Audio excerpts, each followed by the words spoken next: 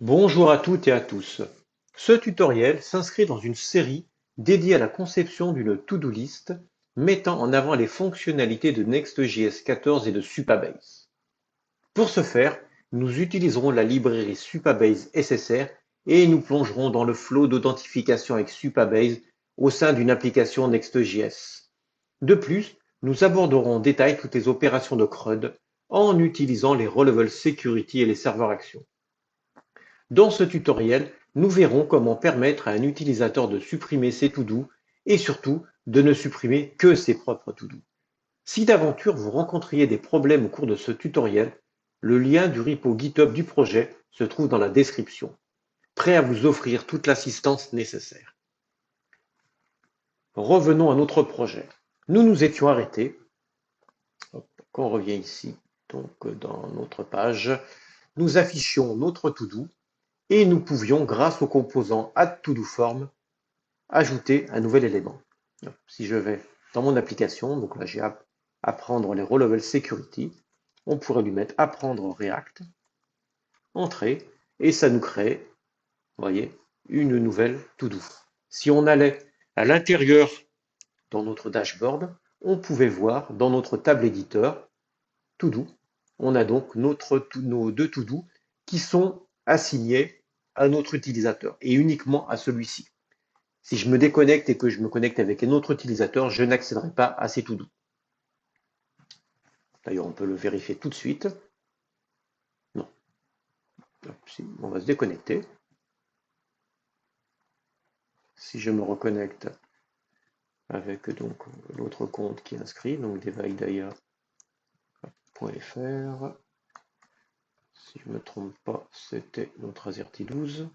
Non, alors ça devait être Azerty 123. Voilà, et vous voyez, je n'ai pas de to-do. Si je rajoute maintenant une nouvelle to-do que je vais apprendre Next.js 14, elle ne sera disponible que pour cet utilisateur. Quand on retourne ici dans le dashboard, on voit bien que j'ai donc ce nouvel apprendre Next.js 14 qui est affecté à cet utilisateur-ci et non aux deux autres. Enfin, aux deux autres to-do qui sont au premier utilisateur. Voilà, donc ceci étant fait, nous allons maintenant améliorer notre application en rajoutant la fonctionnalité de suppression d'une to-do. On va créer un composant, donc direction les composants. On va créer donc un composant qu'on va appeler todo-row.tsx. RFC, todo-row. On va lui mettre directement useClient parce qu'on va avoir de la logique JavaScript. Donc, côté client. On va l'importer directement ici. On va remplacer cette div qui ne servait un peu à rien. On va lui mettre todo-row. Voilà. Elle a besoin, bien entendu, de notre clé qui est todo-id, qui est forcément unique. Et on va lui passer notre to-do, qui va être notre to-do. Voilà, ça c'est ce qu'on a besoin. Forcément, petite erreur TypeScript, on n'a pas encore défini notre props. Donc dans notre to-do row, on va définir un type, qu'on va dire to-do row props, et on va lui passer même encore mieux que ça, on va lui mettre to-do. Au lieu de définir le type à l'extérieur, on va directement le définir de cette manière. On aurait pu bien entendu définir le type à l'extérieur et l'utiliser. Donc voilà. Ici, on utilise notre to-do. Et là, notre... ah oui. Ici, c'est isCompleted. IsCompleted et l'ID, c'est un number. Non, il n'est pas content. Completed. Qu'est-ce qu'il me raconte de number? Ah oui, j'ai mis title. Et oui. Vraiment, TypeScript, c'est vraiment génial. Ouais.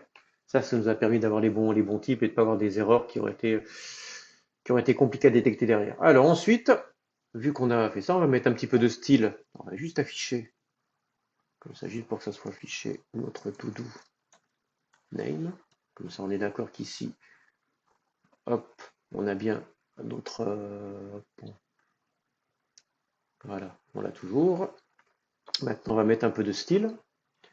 On va dire qu'il y aura une petite bordure. Oh non, class name, c'est mieux. petite bordure. On va lui dire que c'est un grès. Hop, un petit peu de padding. On va dire Wooden LG. Un petit peu de shadow. C'est pas mal le shadow. Flex et un Justify Between. Comme ça, ils vont être. On aura un bouton suppression qui va être totalement à droite et le texte va être sur l'autre partie de. Et pour que ça soit mieux, d'ailleurs, on va dire que notre div ici, où il y aura notre to-do, ça va prendre tout l'espace disponible. Donc class name, il faut. Parce que plus tard, on aura notre case à cocher. On va rajouter l'icône trash tout. Hop, là on est d'accord, on a ça. Donc là pour l'instant, hop, on va lui mettre une petite couleur, on va lui dire que ça va être du red.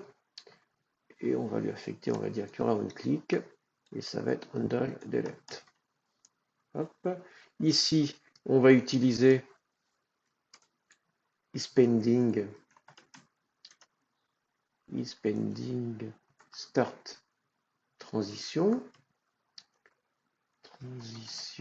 hop, de useTransition. Voilà, useTransition on l'importe.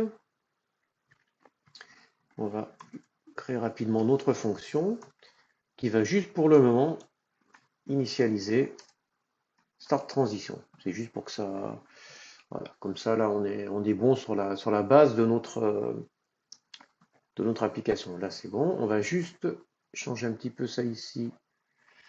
On va dire que ça va prendre toute la place sur mobile, que sur MD ça va prendre les 2/3 et LG ça va prendre la moitié.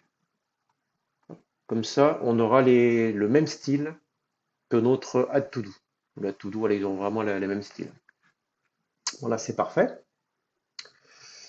On va pouvoir maintenant créer notre serveur action qui va nous permettre de supprimer une to do. Donc direction aller serveur action. Donc toujours to do action. On va créer notre serveur action. Donc là, on va voir ce qu'il nous propose. Donc const supabase create action serveur super. Const error est égal à await supabase from to do delete equal. Alors là, vous pouvez soit faire un equal id, mais on peut aussi faire, on peut faire un match. Donc on va faire un match. Donc on va regarder si ça match. Donc là, on est bon avec celui-là. S'il y a une erreur, ça affiche un message. Sinon, on revalidate la page et donc ça va afficher nos to-do avec la to-do supprimée en moins. Là, c'est très bien. On n'a plus qu'à l'appeler. On va l'appeler dans notre to-do. Donc ici, dans la start transition, on va donc faire un delete to-do avec notre to-do. On va peut-être faire un den avec une petite erreur. Et c'est pareil, on va faire if erreur. On va pas faire un console erreur. On va faire un toast. On a nos super toasts, on va les utiliser. Et on affichera le message d'erreur si jamais dans un toast, si jamais il y a une erreur. Voilà, tout simplement. On a fait tout ce qu'il fallait. On va quand même rajouter, parce que là, pour le moment, si je fais ça, si j'appuierai, il ne se passe rien. On va rajouter notre ispending ici. On va mettre une petite condition. On va lui dire ispending. Si c'est spending, on va récupérer ce qu'on avait ici là dans notre authentification, c'est celle-là, celui-là. Et le petit animated sping. On va le mettre ici, donc animated sping. On importe depuis React icon et on apporte CN qu'on a besoin aussi. Et si jamais c'est pas ispending, et ben on affiche notre trash. Ça, soit hop, s'il se passe rien, ben on a notre trash. Et si jamais on a cliqué et qu'on a fait donc il a ispending, on va voir notre petit effet. Mais vous voyez qu'il se passe rien. Alors on voit que ça ne fonctionne pas. Et nous n'avons même pas de message d'erreur. Même si on va ici dans la console, on n'a même pas de message d'erreur. Donc on voit même pas ce qui se passe. Côté serveur, on n'a pas non plus, des buns, on n'a pas non plus de message d'erreur. Donc là, il nous faut en effet ajouter la row-level security pour permettre à un utilisateur de supprimer uniquement ses propres to-do. Pour le moment, toute suppression de to-do est interdite. N'oubliez pas, dans nos row-level security, hop, on n'autorise que l'insertion d'une to-do pour un utilisateur quand il est connecté ou la visualisation d'une to-do par un utilisateur qui aurait créé une to-do. Nous, maintenant, on veut vouloir supprimer une to-do, mais uniquement, évidemment, pour l'utilisateur qui possède cette to-do. Donc, on va créer une nouvelle to-do, une nouvelle policy, pardon, Open Assistant, et on va dire un utilisateur peut supprimer uniquement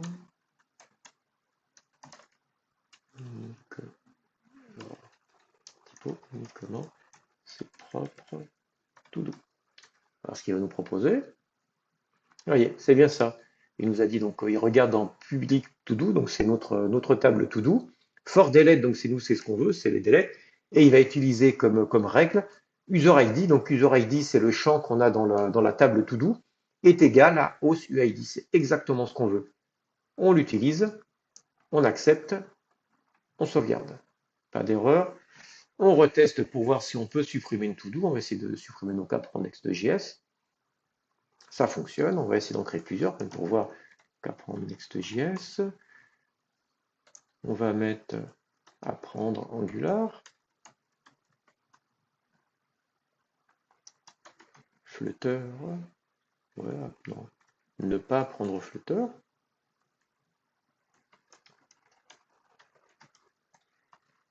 Et on voit bien qu'on a bien nos 3. Si je supprime celui du milieu, donc apprendre Angular, on voit bien que ça fait ce qu'on voulait. Si je supprime la première, ça fait bien ce qu'on veut.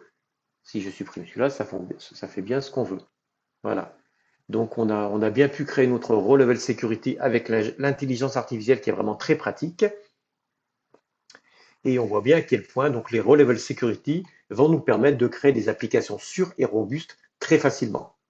Dans ce tutoriel, nous avons vu comment permettre à un utilisateur de supprimer uniquement ses propres to-do dans une application Next.js 14 avec Supabase en utilisant les serveurs actions et les row level security. Merci infiniment d'avoir suivi ce tutoriel. Si vous avez apprécié, n'hésitez pas à liker, à vous abonner pour ne rien manquer des prochaines vidéos ou à partager vos impressions dans les commentaires. Je suis toujours ravi d'échanger avec vous et de répondre à vos questions. À bientôt et happy coding!